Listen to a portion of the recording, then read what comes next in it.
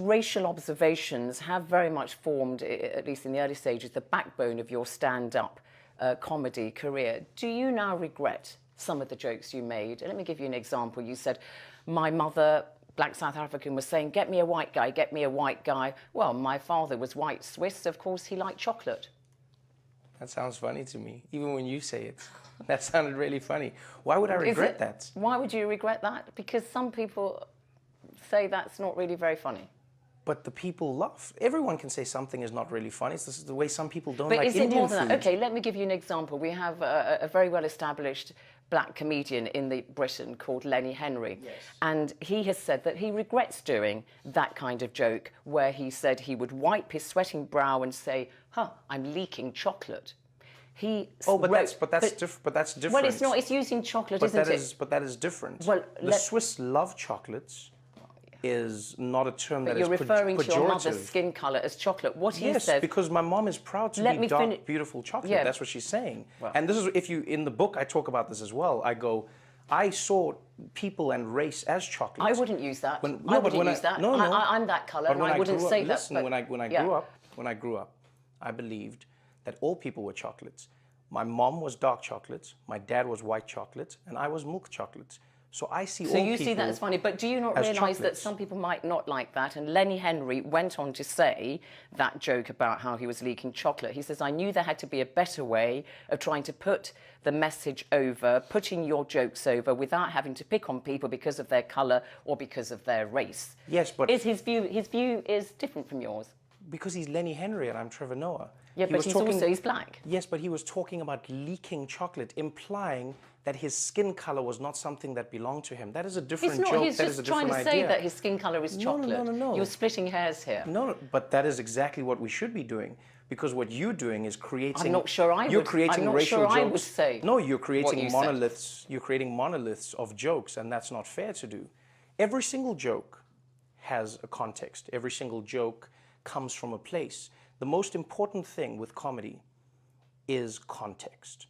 Without context, no conversation is complete. Without context, no communication can truly be appreciated. But somebody could take that out of context. You've said it. I'm putting it to you then. Are you not, given what Lenny Henry said, are you not guilty perhaps with some of your routines or a joke like that, reinforcing prejudices and promoting stereotypes in the minds of people who may be inclined to think like that, and then they'll think, oh, Trevor Noah says his mother's chocolate, I'm going to go around saying that to my black friends, and they might take offence. You could be reinforcing prejudice. You could be doing anything if you are not doing the opposites.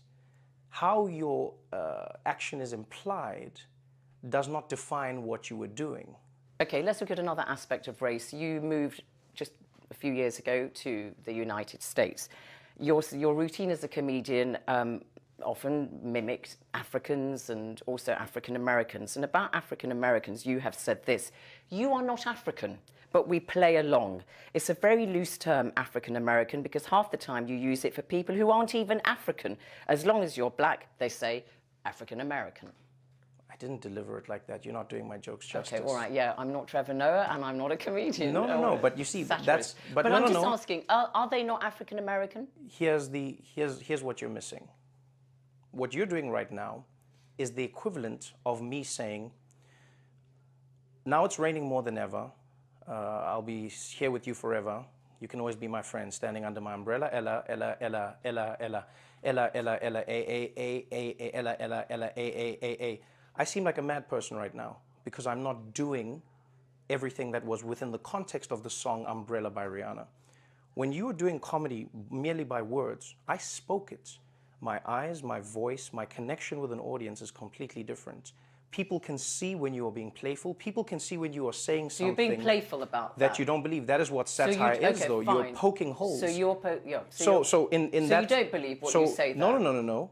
What you're leaving out in that whole joke is what I was talking about was how in America, Anglo-Saxons had successfully removed Americanisms from minorities. So every single group in America had an identity attached to the Americanness except white Americans. So it's African American, Asian American, Hispanic American, Latin American, Native Well, you American. don't know. You have and Irish yet- Americans, no, they're no, no, white, no, you no, have no, no, Polish no, no, no. Americans. But that didn't become on a box. And this is a joke for Americans. Understand that. So as an American, they understand this. All right, On the boxes, there is no Irish American. There is only fine, white. but not looking But there at- is African American and there is Asian American. But you know, and there, do you get what I'm all saying? right, So, I do so get that's what you're the saying. whole point But of the point joke. I'm trying to make is that there was a shift amongst the Black American community to start calling themselves African American. They didn't want a Yes. definition by default, i.e., you were not white, so therefore you were black. Yes. They wanted to have a hyphenated identity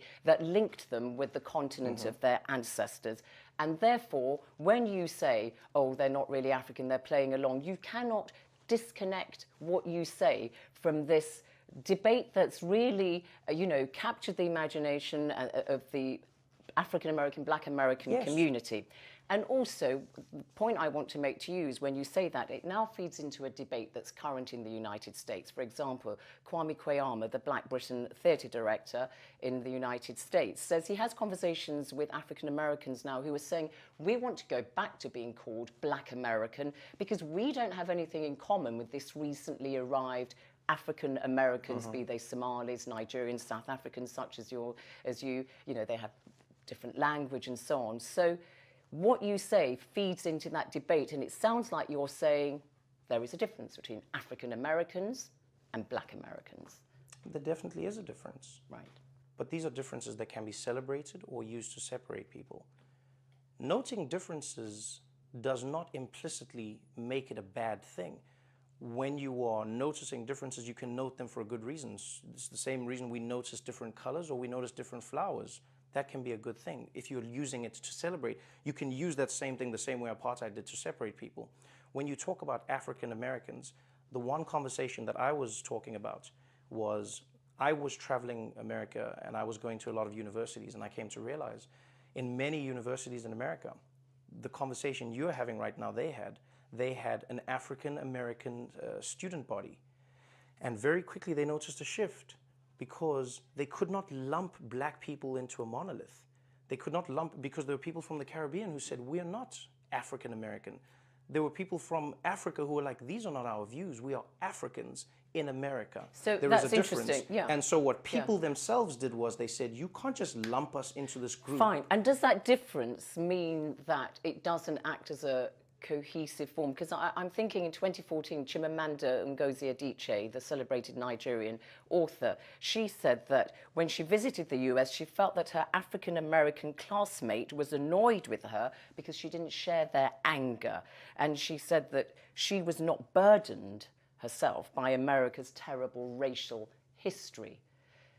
That difference, does it result in the African Americans who've arrived recently in the United States, such as yourself, acting differently or having a different psyche from the Black Americans who are the descendants of slaves and have lived for many, many years, obviously, in the US? Well, I will say this. I will be careful to not comment on the experience of every single person, because I'm only myself and I can only experience the people that are around me.